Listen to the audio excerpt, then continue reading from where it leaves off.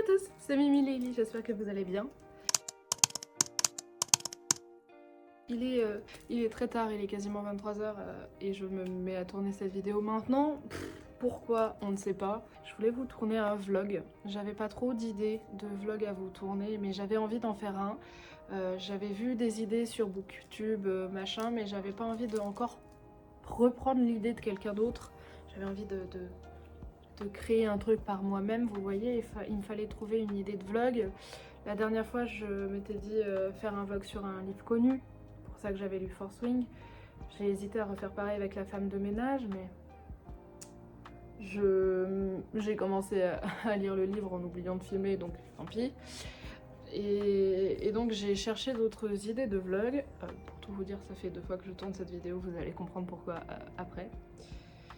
Et je n'en avais pas jusqu'à me dire que ce serait peut-être l'occasion de sortir ce que j'appelle ma relique de Mappal. Ah mais purée, mais j'ai déjà l'émotion qui me vient. Bon, bref, on va faire avec, tant pis, c'est pas grave, vous me verrez pleurer en vidéo. Vous savez probablement, moi, ce que j'appelle une relique, c'est qu'il faut vraiment que ce soit dans la palle depuis très très longtemps. Pour moi, 2 ans, c'est pas une relique. J'en ai beaucoup des livres qui sont dans ma palle depuis 2, 3, 4 ans. Pour moi, ce qu'on appelle une relique, ça atteint au moins 10 ans, voire le dépasse. Je considère les Tara Duncan comme des reliques. Je considère les comme association comme des reliques.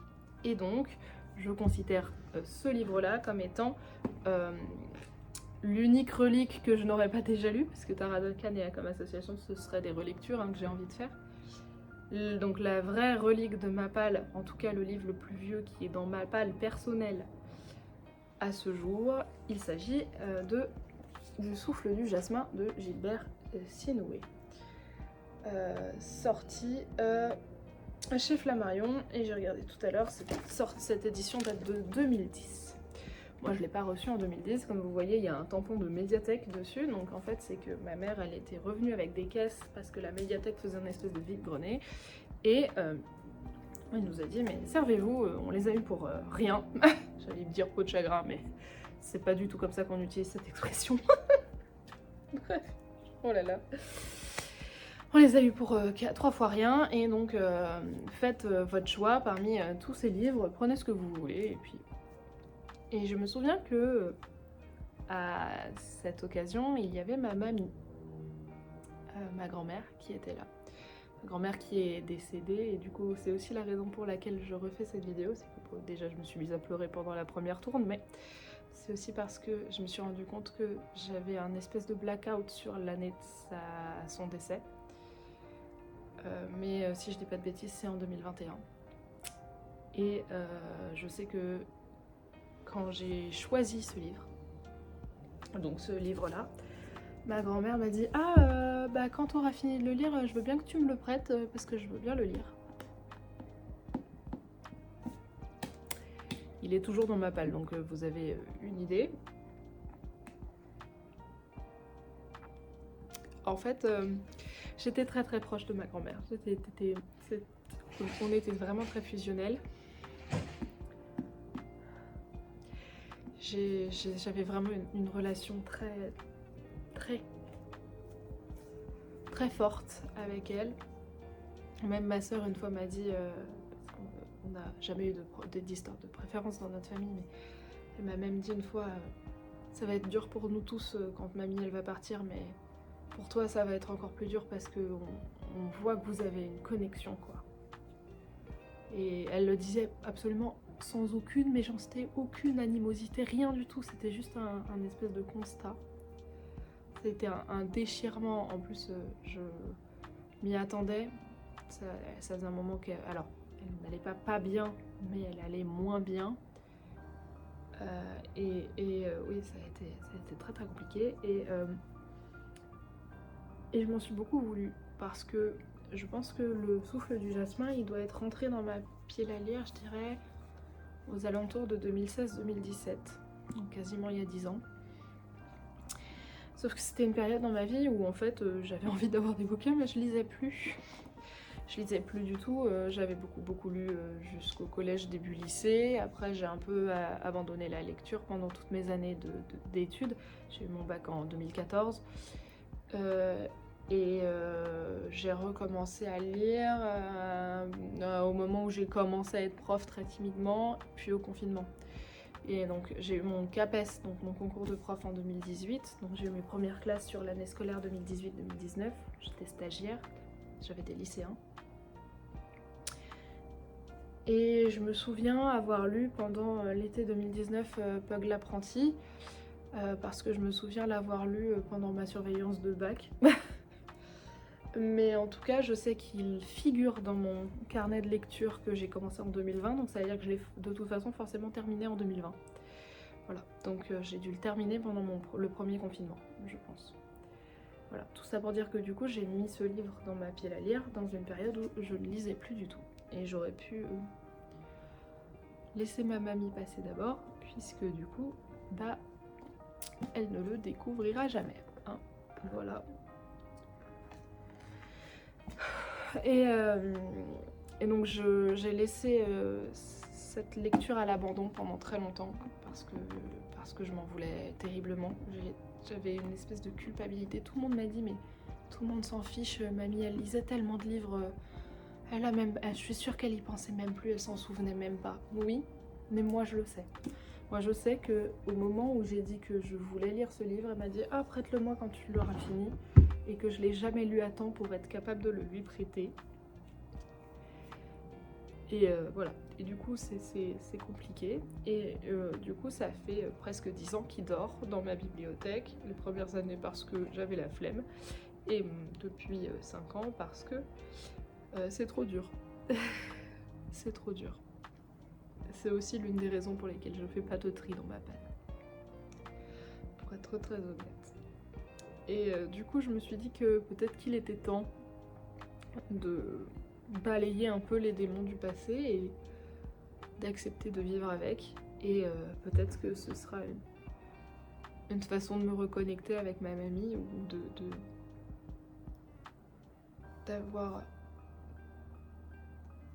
un lien avec sa mémoire ou de l'honorer d'une certaine manière que de lire ce livre qu'elle aurait voulu lire et qu'elle a jamais pu lire parce que je lui ai pris.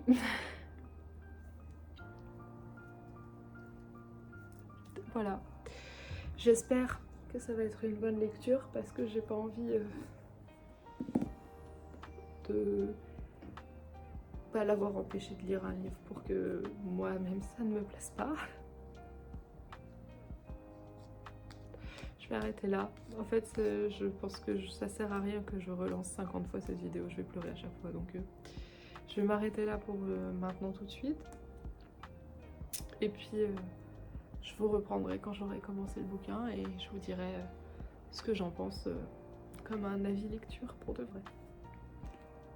Ciao. Hello! Alors, on est le 7 juillet. La meuf a commencé son vlog le 30 et en fait elle a commencé à lire hier, donc c'est-à-dire le 6. Vous voyez, j'en suis là. J'en suis à la partie 2. J'ai lu donc, ça correspond à combien de pages? J'en suis à la page 75, voilà. Je suis beaucoup dedans. Alors de quoi ça parle? Je m'étais pas spoilée, j'avais pas relu le résumé, donc je vous avais pas franchement dit de quoi ça parlait. On sait qu'il y a une histoire, ça se voit quand même au titre, à ce qui est noté en haut, à l'image de couverture, qu'on est dans le monde arabe.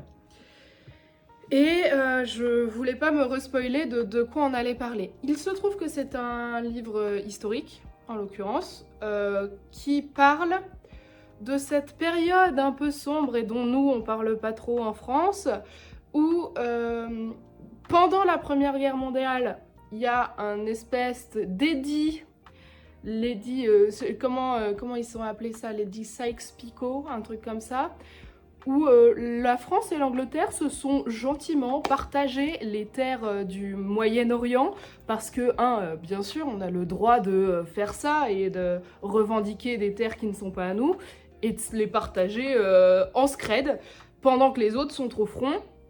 Voilà, donc je suis très mauvaise en histoire. Hein. Moi, j'étais très nulle quand j'étais étudiante. Moi, je fais partie de cette unique cohorte de bac S qui a passé son bac d'histoire en première, donc j'ai même pas fait d'histoire depuis ma première. Donc il se trouve que ça fait 13 ans que je n'ai pas ouvert un bouquin d'histoire. Au mieux, j'ai lu des romans historiques, voilà. Donc je suis très mauvaise en histoire. J'aime bien me cultiver, si vous voulez, mais je trouve ça hyper rébarbatif. C'est vraiment pas un truc qui m'intéresse de ouf. Je sais que c'est pas bien parce que on comprend vachement mieux le monde dans lequel on évolue quand on comprend d'où on vient. Ceci dit, bon, moi je suis une bille en géopolitique et j'arrive même pas à essayer de comprendre parce que vraiment c'est pas mon truc. Je suis une bille en économie, je suis une bille en histoire. Bref, toutes ces sciences humaines-là, c'est pas mon délire, quoi. Du coup, quand je lis un roman, j'ai un peu ce biais de « apprenez-moi des choses, je ne connais rien ». Je ne connais rien. Voilà, donc cette histoire d'Eddie, moi, je ne savais même pas que ça s'était passé comme ça pour mener à l'État d'Israël. Et donc, en gros, l'idée de ce que j'ai compris dans l'histoire, vous me dites si, pour ceux qui sont calés, si ça a été romancé ou pas, cette partie-là, c'est qu'il y a des gouverneurs britanniques et français qui se sont octroyés le droit de partager les terres du Moyen-Orient pendant que leurs petits soldats arabes allaient se battre contre les Turcs pendant la Première Guerre mondiale. Sous couvert de, comme d'habitude, on va vous donner un peu plus de civilisation, bien sûr, ces gens-là ont besoin de ça, n'est-ce pas ? Bref, et en fait, on a découlé de ça le royaume d'Angleterre qui a donc décidé de créer un exode massif de juifs dans l'état de Palestine pour créer ce qui est devenu l'Israël. Si, j'ai bien tout compris. Encore une fois, je prends des grosses pincettes parce que c'est avec ce que je lis, hein, d'accord ? Donc moi je n'y connais rien, je suis très très mauvaise, en plus c'est hyper touchy comme discussion et comme discours, donc voilà, je parle juste des faits historiques que j'ai compris au travers de ce roman. N'hésitez pas à me dire si je me trompe, voilà. Donc, si j'ai bien compris, cette partie-là du Moyen-Orient, qu'on appelle encore la Mésopotamie à ce moment-là, donc qui regroupe la Palestine, l'Israël, l'Irak, la Syrie, cette zone-là. En fait, c'était plein de cultures différentes, plein de petits peuples différents, une espèce de melting pot, ils le disent dans le roman. Et c'est difficile de faire cohabiter entre eux des gens qui ne se supportent pas. Et donc ce découpage arbitraire est complètement fucké parce que on va obliger des gens qui peuvent pas se supporter à vivre les uns avec les autres et inversement. Et en plus de ça, je trouve, moi j'ai un a priori, pas franchement, en fait j'y connais tellement rien que je peux pas franchement donner mon avis sur des peuples que je connais pas, donc voilà, moi je m'attendais à ce, quand on dit ils s'entendent pas, je m'attendais vraiment à ce que dans l'histoire, les juifs de Palestine, ou ce qu'on appelait déjà les Israélites, hein, d'ailleurs, si j'ai bien compris, et les musulmans, en fait, je pensais qu'ils se détestaient de base.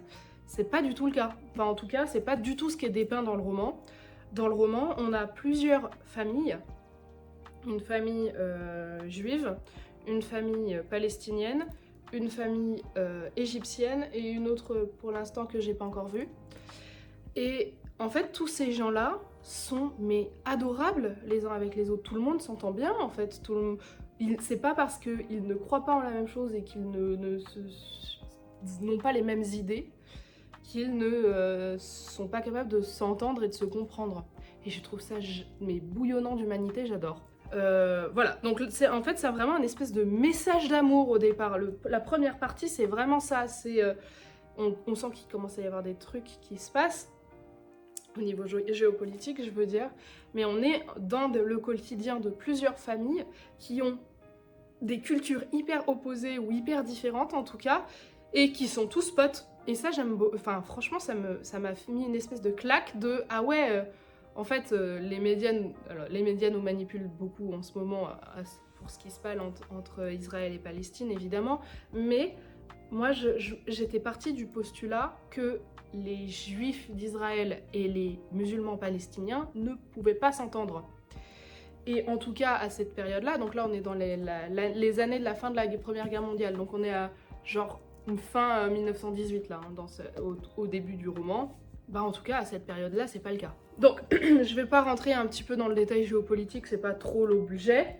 Toujours est-il que moi pour l'instant je suis bien dans ma lecture. Là on est sur le point de départ où les Britanniques sont en train de faire comprendre aux habitants palestiniens que ils vont récupérer la mainmise sur leur pays sous prétexte de les aider à s'élever socialement. Lol.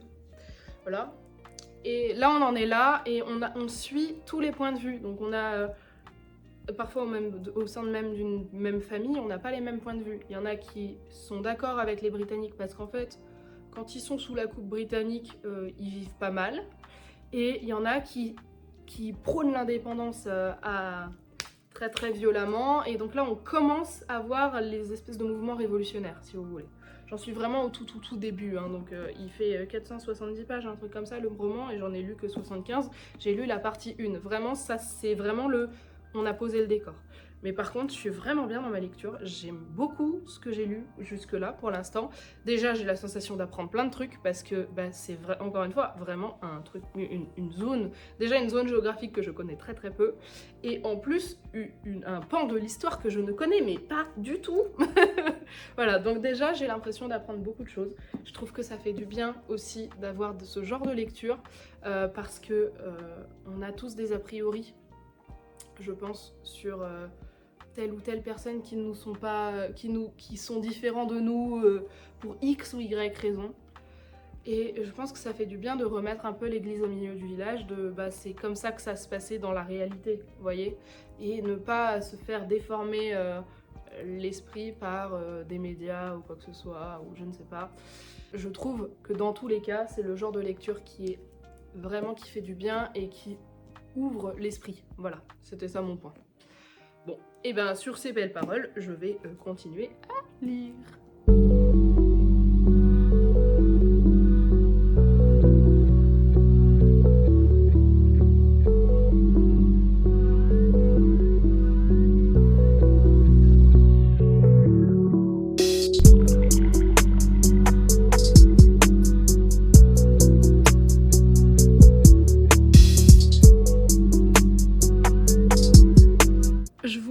Oh là là, mon mascara a coulé, mais en même temps il coule parce qu'il fait chaud.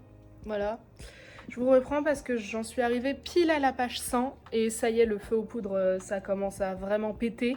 Les familles qui jusque-là s'entendaient bien, même au sein des fratries où ils n'étaient pas tous d'accord, mais quand même ils s'entendaient bien, ça commence à péter. Et ce que j'aime bien, c'est que tous les personnages sont très humains et on est très ancré dans l'époque. Par exemple, il y a un gros débat dans l'une des familles. Il y a donc un jeune qui s'appelle Mourad Shahid, qui part faire ses études en Égypte. Donc c'est un jeune palestinien. Et son père, je crois que son père il s'appelle Latif, je crois que c'est ça. Son père, au départ, il l'encourage à aller faire ses études, mais Mourad, il devient hyper engagé politiquement dans la défense de l'Égypte et pour mettre les Anglais dehors, en gros, si vous voulez. Et il tombe amoureux d'une jeune fille, Mona, qui est donc la fille de la famille qui l'héberge. Et cette jeune fille, elle est très très féministe. C'est une fille... Alors je crois que si j'ai bien compris, la maman est chrétienne et le papa est musulman. La jeune fille, on n'a aucune mention sur est-ce qu'elle est croyante, si oui, de quel côté. Sinon, on ne sait pas en fait. Mais par contre, elle est très féministe. Elle explique que elle voudrait plus de droits pour les femmes, etc. On est encore une fois, hein, on est à la sortie de la Première Guerre mondiale. Donc on est il y a un siècle et c'est très avant-gardiste, vous voyez, comme façon de penser. Et donc le papa, Latif, le papa de Mourad, quand il comprend ça dans la lettre que Mourad lui envoie, mais il est mais en colère. Comment ça, mon fils, il devient manifestant, il est contre le gouvernement, mais qu'est-ce qu'il veut, qu'est-ce qu'il veut nous faire vivre, quoi. Et en plus, il est amoureux d'une féministe, mais comment c'est possible? Et en fait, on est vraiment sur des gens très humains et très ancrés dans la réalité de l'époque. C'est-à-dire que Latif, le papa, c'est pas du tout quelqu'un de méchant. C'est quelqu'un de misogyne parce que c'est comme ça dans l'époque. Et en même temps, en fait, il a très envie que son pays, parce que lui, il vient de Palestine, son pays reste uni face à l'adversité, que ça ne devienne pas une terre de massacre. Et il a son pote juif et tout, et à qui il va le voir pour lui dire faut vraiment qu'on arrive à parler aux nôtres pour ne pas se diviser. Et vraiment, c'est pas du tout dépeint comme quelqu'un de méchant. Mais du coup, ils ont tous un arc un peu gris. Vous voyez ce que je veux dire? Chacun ses combats, et il faut remettre les choses dans l'époque aussi. À l'époque, le droit des femmes, mais peu importe que ce soit en Orient ou en Occident, c'est une cata. Donc forcément, une jeune fille issue d'une maman chrétienne et d'un papa musulman qui veut l'indépendance des femmes, c'est... mais quoi, pardon? Voilà, donc on en est dans ce genre de considération. Et tous les personnages sont très humains. Par exemple, on a le français, le diplomate français, je l'adore, j'aime beaucoup ce personnage-là, qui, en fait, il a étudié beaucoup les langues arabes et les peuples arabes, il parle couramment arabe. On ne sait pas trop de quelle région, mais en tout cas, c'est ce qui est dit. Il a travaillé au Nil, dans la région du Nil pendant plusieurs années, ou fait des études là-bas, je ne sais plus. Bref, il est amoureux, quoi, de cette zone-là. Et en même temps, il y a une énorme dichotomie parce qu'on sent qu'il est très patriote et il sent que dans l'espèce de traité Sykes-Picot, là, où les Anglais et les Britanniques... les Anglais et les Britanniques, c'est les mêmes. Donc, les Anglais et les Français se sont partagés la Mésopotamie. Il comprend que la France est en train de se faire douiller. Donc, il est très en colère, mais en même temps... il a envie que les Arabes, quand je dis les Arabes, c'est parce que c'est comme ça que c'est décrit, hein, c'est les peuples arabes s'unissent pour vaincre les Anglais, mais on n'arrive pas trop à comprendre si il veut qu'ils s'unissent pour que la France tire son épingle du jeu ou pour que les Arabes restent indépendants. Vous voyez, il y a une espèce d'ambivalence. En fait, je trouve que tous les personnages sont très crédibles parce que ils sont pas tous noirs ou blancs. Ils ont tous des idées politiques ou en général qui sont pas forcément compatibles avec les idées des voisins. Et je trouve que c'est très très très très bien dépeint. Et là, on sent que ça commence clairement à se friter parmi même des gens qui s'entendaient bien. Par exemple, on a le Latif, hein, Latif Shahid, qui va voir son copain juif dans son kibbutz.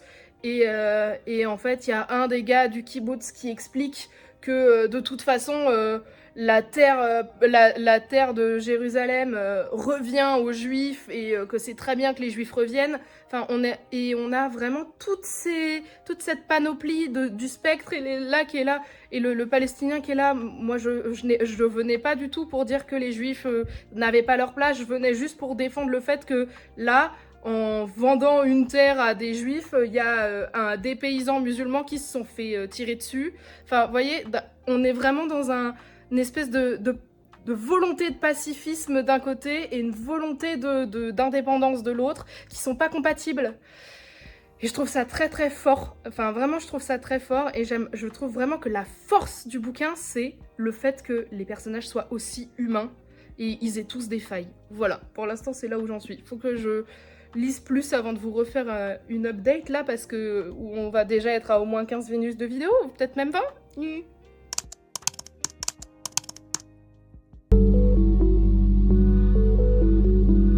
Hello, je vais faire hyper court pour aujourd'hui. On est le 9 juillet parce que j'ai pas eu le temps de lire hier. Hop là, je ne sais pas tenir mon truc, voilà. Oh, j'ai le front luisant, tout ça, mais bon, vous êtes pas là pour ça. Bref, j'ai dit que je faisais rapide. Du coup, j'ai lu toute la partie 3 là à l'instant. J'en suis donc à la partie 4, c'est-à-dire à peu près à la page 150. Les parties sont assez courtes en fait.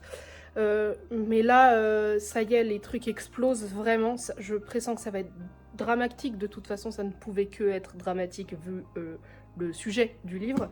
Et là, même les personnages que je trouvais agréables commencent à devenir tous des ordures. Le français, donc que j'aimais bien parce qu'il était plutôt en train de défendre le Moyen-Orient, là on comprend que son patriotisme, il pète un watt et il a envie d'asservir la Syrie comme les autres Français. Enfin, je peux pas... En fait, j'ai vraiment beaucoup de mal à comprendre à quel point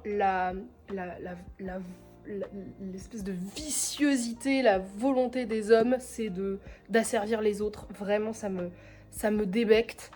Et je me souviens d'un cours d'histoire, quand je pense que je devais être en 3e, on parlait de la Seconde Guerre mondiale, et notre prof d'histoire, Monsieur Aurin, il nous avait parlé du coup du nombre de pertes civiles totales, côté allemand, côté français, et autres pays. Mais en tout cas, on parlait surtout du côté allemand, côté français. Et je me souviens plus du chiffre, mais je me souviens que ça m'avait paru mais démentiel. Et quand j'étais rentrée à la maison, j'en avais parlé à mes parents, j'en avais parlé à la nounou qui était là pour mon petit frère. En fait, j'en pouvais plus. J'étais là, mais c'est horrible, c'est horrible, c'est horrible, tous ces gens qui sont morts. Et je me souviens, ma soeur beaucoup plus jeune me demande mais combien de Français, et j'ai pété un watt à ce moment-là, et j'étais là, mais on s'en fout combien de Français, on s'en fout combien de Français, il y a tous ces gens qui sont morts. Et elle avait pas du tout compris pourquoi j'étais en colère à ce moment-là. Elle est très jeune, en 5e à cette époque-là, elle. Donc elle avait pas du tout compris. Elle m'a dit mais pourquoi t'en as à ce point rien à faire des Français? Je dis en fait c'est pas le sujet. Le sujet c'est juste qu'il y a des gens qui sont morts, on s'en fiche d'où ils viennent. Là je suis en train de ressentir exactement cette sensation-là. Là évidemment ce sont des personnalités que je ne connais pas. Et je trouve ça dramatique que tout ce pan de l'histoire soit tellement oublié et personne n'en parle, quoi. Je trouve ça horrible. Ça me fait aussi penser à quand j'ai visité le Cambodge et quand j'ai fait un devoir de mémoire à visiter les camps des Khmers rouges. Où ouais, j'en ai fait des cauchemars, c'était un enfer. On connaît pas, en fait, on connaît pas. Pourquoi c'est pas étudié en histoire ces trucs-là? On étudie que l'histoire de France, mais pardon, mais dans l'histoire du monde, il y a des choses tellement graves qui se sont passées et qui se sont passées sous silence. Ça nous permettrait de comprendre tellement mieux la géopolitique actuelle. Bref, ça me met dans un état de... Je pense que je vais avoir besoin d'un truc très frais après cette lecture-là.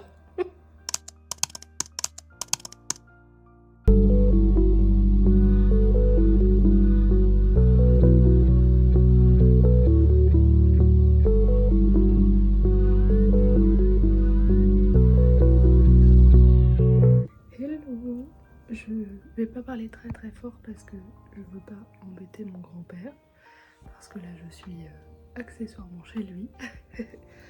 J'ai beaucoup avancé. Alors là on voit pas ce qu'on voit. Si on voit, j'en suis à la page 289. Voilà, j'ai pas mal avancé. C'est de plus en plus compliqué, c'est de plus en plus la merde. Voilà, dans le roman.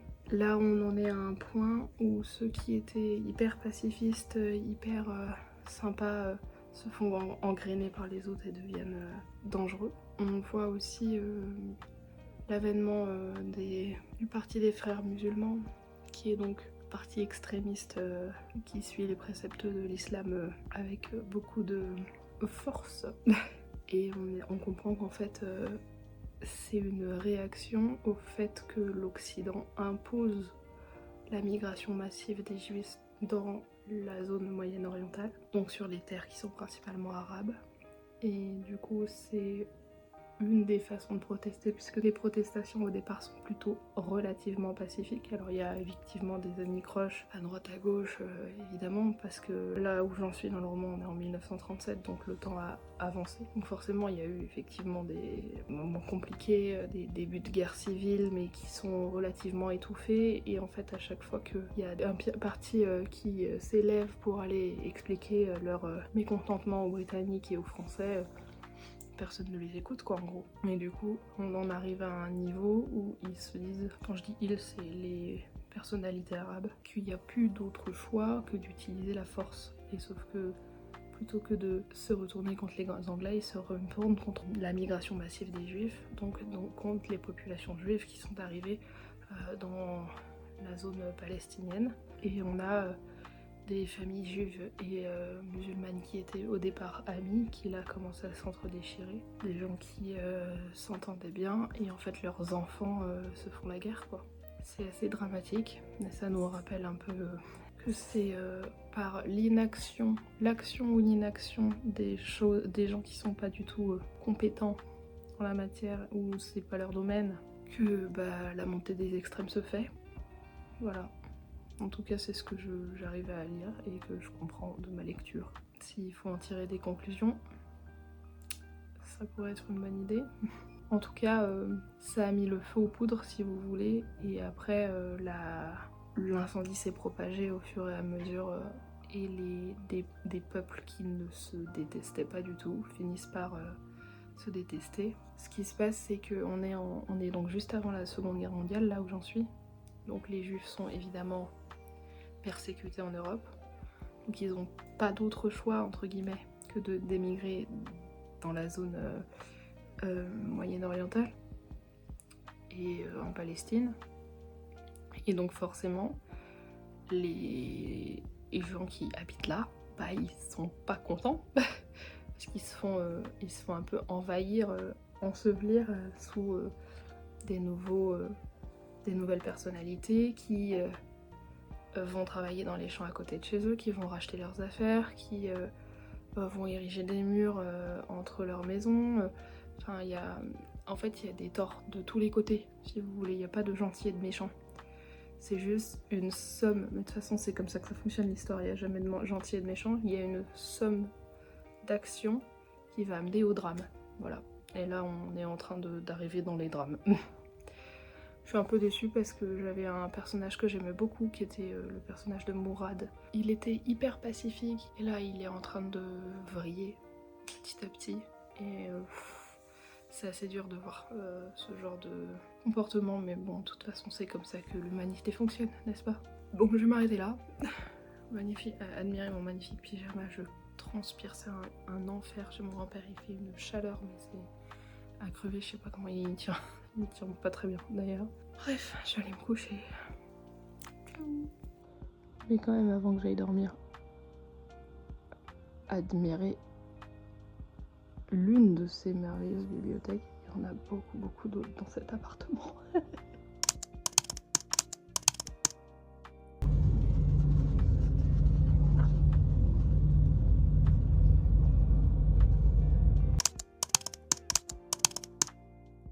Hello! On est le 14 juillet et je vous ai pas fait d'update depuis mon week-end sur le livre que j'ai donc terminé, Le souffle du jasmin, que j'ai terminé il y a quelques jours maintenant. Attendez, je l'ai noté dans mon carnet de lecture. Je l'ai terminé le 11. Alors, ça a été une lecture assez éprouvante, une lecture que j'ai bien aimée. En fait, c'est le début d'une trilogie, je pense que je lirai pas la suite juste parce que c'est un peu trop lourd à lire. Mais j'ai été assez embarquée par les personnages. Je suis soulagée de voir que le personnage de Mourad, que j'aimais beaucoup, avec le temps il s'assagit à nouveau. Mais par contre, après on suit la génération d'en dessous, et là forcément les jeunes ils ont grandi dans un état hyper oppressé, donc forcément ils sont devenus tous extrémistes. Et en fait on en arrive à des conflits qu'on connaît peut-être un peu plus maintenant. La fin du livre elle arrive en 1956. Voilà. Et on en arrive à des conflits où on voit que les nations arabes ont essayé de se faire armer grâce à l'Allemagne nazie, mais en fait on leur a mis un peu à l'envers parce que la Russie aurait armé avant l'Israël et les Juifs, donc etc. Bref, c'était assez éprouvant. La fin de la lecture, j'ai eu l'impression d'avoir une nécessité, si vous voulez, de me détacher de ce que j'étais en train de lire, parce que c'était trop dur. Et c'est vraiment des choses qu'on ne connaît pas. C'est vraiment un pan de l'histoire dont on parle pas. Le fait qu'il y a au départ le traité qui a mis le feu aux poudres, il était franco-britannique, jamais personne n'en aura entendu parler à l'école. Faut surtout pas faire comme si on était des oppresseurs, n'est-ce pas? Même s'il se trouve qu'avec le temps, c'est plutôt les Anglais qui ont eu la main mise sur toute la zone, ou presque. Bah en fait, il y a quand même des pays qui étaient sous coupe française, quoi. Donc notamment la Syrie, par exemple. Bref, donc ça a été une lecture assez éprouvante. Ça me permet de comprendre un petit peu l'origine de la géopolitique de cette époque, cette zone-là du globe. Mais je sais pas si j'ai les nerfs assez solides pour lire la suite, parce que je sais que la suite ne s'améliore pas. Donc je pense que je vais passer mon chemin. J'ai regardé du coup qui était Gilbert Sinoué. Gilbert Sinoué, c'est un écrivain qui écrit en français mais qui est né en Irak. Voilà, donc c'est quelqu'un qui est plutôt bien calé sur le sujet et qui connaît son sujet en tout cas. Alors j'ai été relativement étonnée parce que c'est en fait assez facile à lire. Même s'il y a énormément de géopolitique et de choses compliquées, tout est assez fluide, ça se lit plutôt bien. Il y avait des choses que je comprenais pas, j'ai pas tout compris dans le bouquin. Et puis il y a beaucoup d'éléments historiques, donc il y a un moment en fait je perds un peu le fil et j'arrive juste à me raccrocher à la trame générale de l'histoire si vous voulez. Mais j'ai trouvé quand même que dans l'ensemble ça se lisait assez facilement. Notamment j'ai trouvé que ça se lisait plus rapidement que Les Aventuriers de la Mer par exemple. Donc je trouve que c'est un beau tour de force. Je trouve que l'auteur a réussi à rendre accessible quelque chose d'hyper inaccessible par la lecture et je trouve ça très très bien. Je vous conseille effectivement de le lire si vous ne connaissez pas du tout ou si vous voulez vous renseigner sur comment cette zone du globe est passée à un endroit super en paix à une poudrière, voire un champ de mine. Mais ouais, ayez un peu le cœur accroché et puis c'est révoltant en fait à lire, c'est révoltant. Il y a aussi, c'est profondément humain, il n'y a pas de gentil et de méchant. Tout le monde a des raisons de faire ce qu'il fait. Donc voilà, c'est une lecture que j'ai plutôt bien aimée. Avec le recul, est-ce que c'est mieux que je l'ai lu maintenant ou est-ce qu'il aurait fallu... Moi je m'en veux toujours parce que forcément j'aurais voulu pouvoir le prêter à ma grand-mère comme c'était prévu. Au moins c'était une lecture qui m'a plu, donc je ne l'ai pas fait patienter pour rien. En plus, je pense que j'aurais pas été capable de tout comprendre, mais là, je pense que je suis en train de me trouver des excuses pour ne pas lui avoir prêté plus tôt. Tout ça, je le savais pas. Donc, voilà. Au moins, je me dis que d'une certaine manière, j'ai un peu rendu hommage à ma mamie. Bon, bah, c'était pas le vlog le plus joyeux du monde. Je pensais pas que ça allait être aussi dur. Mais écoutez, on fait ce qu'on peut. Sur ces belles paroles, je vais vous souhaiter à tous et à toutes d'excellentes lectures, d'excellentes rencontres, qu'elles soient livresques ou non, et je vous fais des bisous. Ciao!